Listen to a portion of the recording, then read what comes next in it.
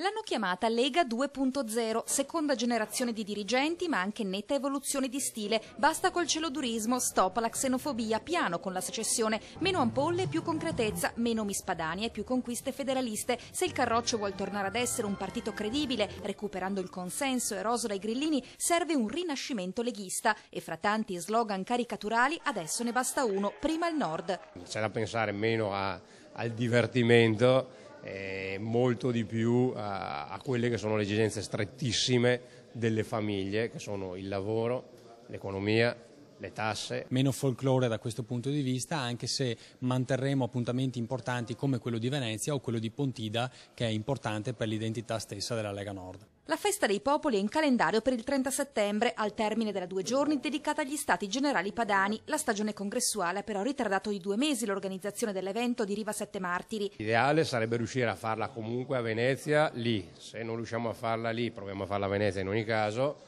e alla peggio ci sposteremo. E dopo il raduno la battaglia contro il patto di stabilità. Poi riuniremo tutti i nostri sindaci, anche a livello federale, per cercare di trovare una linea guida comune per combattere questo patto. Noi dobbiamo far sentire forte la voce del territorio a livello romano. A proposito di Roma, è pronta la strategia per il 2013. La cosa più ovvia è andare da soli. È andare da soli perché non possiamo certo allearci con chi sostiene Mario Monti. Non possiamo certo allearci con chi ha già in mente di fare il Monti bis. Sempre che nel frattempo non cada la giunta in Lombardia.